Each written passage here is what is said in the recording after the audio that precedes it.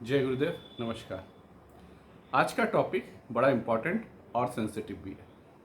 How to manage stress, खासकर बच्चों में, क्योंकि नॉर्मल बीमारियों से भी ज़्यादा परेशानी अभी स्ट्रेस में है। और कई लोग मेंटल स्ट्रेस से गुजर रहे हैं, एंग्जाइटी से गुजर रहे हैं, और ख़ासकर आज के दिन में जो कम्पिटिटिव एक ये है, उसमें बच्चों में बहुत ज़्यादा स्ट्रेस आ जा रहा है। तो हम लोग स्पिरिचुअली, एस्ट्रोलॉजिकली जो व्यवहारिक है, उन पद्धतियों के द्वारा किस तरह हम लोग कुछ हद तक स्ट्रेस को काबू कर सकते हैं, आज इस पर बात करेंगे। ऐसा है कि क्या होता है कि स्ट्रेस उतना ही अच्छा है जितना अच्छा खाने में नमक है। ये गुरुदेव भी बोलते हैं। ये इसलिए क्योंकि अगर थोड़ा सा भी स्ट्रेस नहीं होगा तो मनुष्य में वो अहम भाव नहीं होगा जिसके वजह से उसका एग्जिस्टेंस है। तो वो एग्जिस्टेंस और उसका वो अहम भाव ही उसको आगे बढ़ने के लिए प्रेरित करता है। पर इसकी मात्रा उतनी होनी चाहिए जितनी खाने में नमक। उसको ये पता होना चाहिए कि मेरा गोल किधर है, उसको बढ़ने के लिए मैं क्या कर सकता हूँ। तो अपना बेसिक कोर्स फंडा में भी है कि पुट योर 100%। आप अपना 100% दीजिए और मुक्त होइए।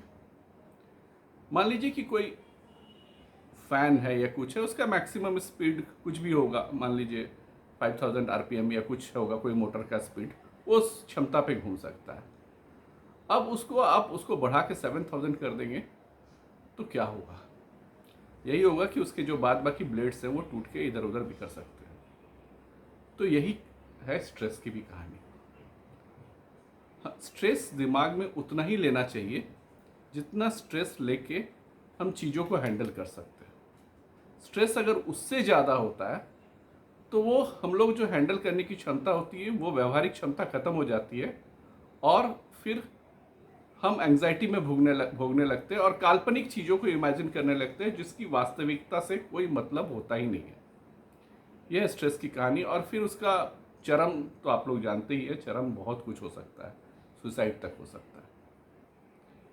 तो बच्चों में स्ट्रेस को कैसे हैंडल करें? तो सबसे पहले माता पिता इस बात को ध्यान दें कि हर एक बच्चा, हर एक इंसान इवन यूनिक होता है।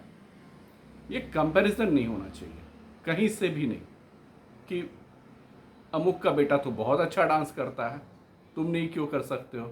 वो तो 99% लाता है, तुमसे क्यों नहीं हो रहा है? अरे नहीं भाई, उसके चार्ट के आत्मकारका के हिसाब से उसकी टैलेंट अलग होगी। आप नहीं पहचान पा रहे हो उसका टैलेंट, तो इसका मतलब ये नहीं है कि वो उस काम के लिए फिट नहीं है।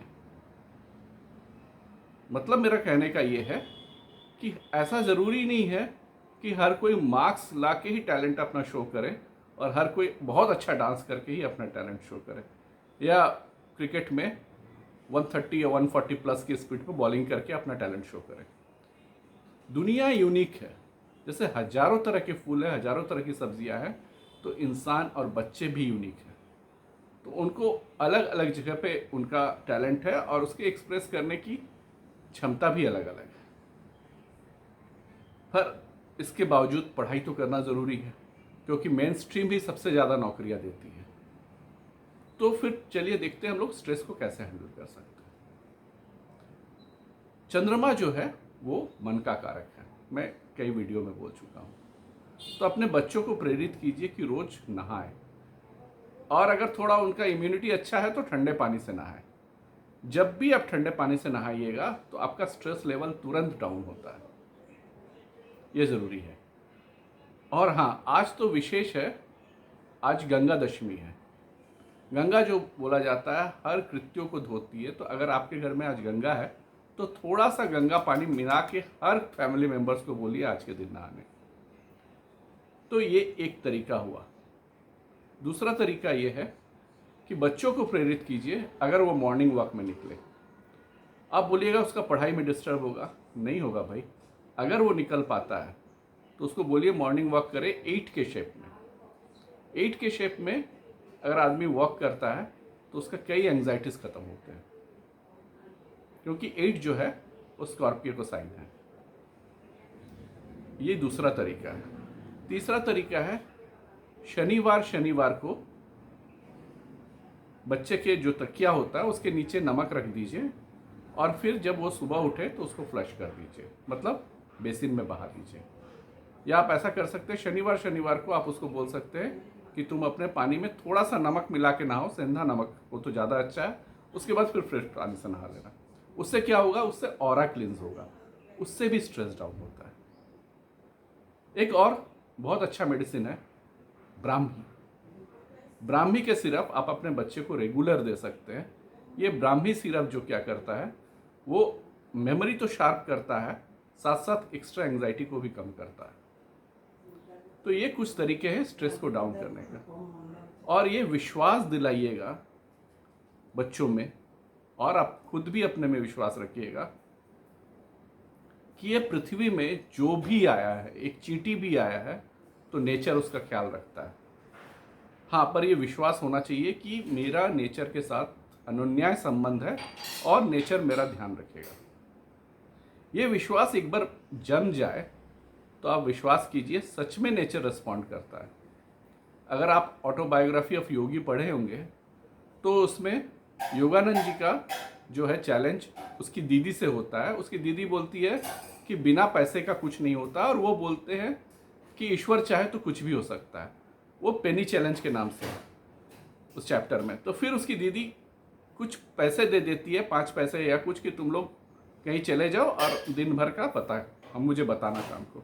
वो और उसका एक मित्र वो उस पैसे से ट्रेन से जाके कुछ बगल के स्टेशन में चले जाते हैं और फिर वहाँ एक पेड़ के नीचे बैठे रहते हैं और ईश्वर से बोलते हैं कि ईश्वर आपकी मर्जी है, हम लोग को आज भोजन मिलेगा या नहीं। उस दिन किसी का व्रत का उद्यापन हो रहा होता है। वो उन दोनों बच्चों को बहुत आदर से घर में ले जाती है और बहुत तरह के पकवान खिलाती है। फिर वो अपने दीदी को जाके बोलते हैं कि ईश्वर की मर्जी हो तो कहीं भी खाना मिल सकता है। ये संत मलुकदास जी ने बोला है। तो इसका मतलब ये नहीं है कि हम अकर्मण्य बन जाए और बैठ जाए, ये इसका मतलब बिल्कुल नहीं है। इसका मतलब सिर्फ ये है कि बच्चों में और अपने में भी ये विश्वास रखना है कि नेचर का जो प्रेम है वो माँ की तरह है। माँ जैसे अपने बच्चों का कष्ट नहीं देख पाती है, वो उतना ही स्ट्रिक्ट होती है जिससे वो सीखे। नेचर का भी वही है। अगर आप नेचर पर विश्वास करते हैं, उस सत्ता पर विश्वास करते हैं, तो आप जान लीजिए आपको एक्यूट समय पर जरूर मदद मिलेगा। ये 100% है। पर उसको आपको नेचर को सीखना, सुनना जरूरी है, सीखना जरूरी है। मैंने निमित्त बोल के एक वीडियो दिया था जिसमें नेचर कैसे बात करती है, उस पर थोड़ा सा मैंने प्रकाश डाला था। तो खैर, ये आज स्ट्रेस को कैसे हम लोग सेफली हैंडल कर सकते हैं उस पर चर्चा है। पर याद रखिए, स्ट्रेस अगर एक लेवल से ज़्यादा बढ़ता हो तो टाइम मत वेस्ट कीजिए, ज़रूर डॉक्टर का कंसल्टेंसी लीजिए। तो ये प्रैक्टिसेस अपने में, अपने बच्चों में ज़रूर कीजिए, तो देखिएगा स्ट्रेस कम होगा। हाँ, एक बहुत इम्पॉर्टेंट और एक उपाय है शॉर्ट ब्रीदिंग।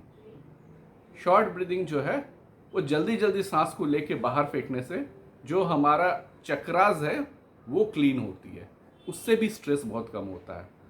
और एक तरीका है कि बच्चों को कोई ब्रीदिंग वाला कोर्स में डालिए, चाहे वो आर्ट ऑफ लिविंग का सुदर्शन क्रिया वाला कोर्स हो, चाहे कुछ।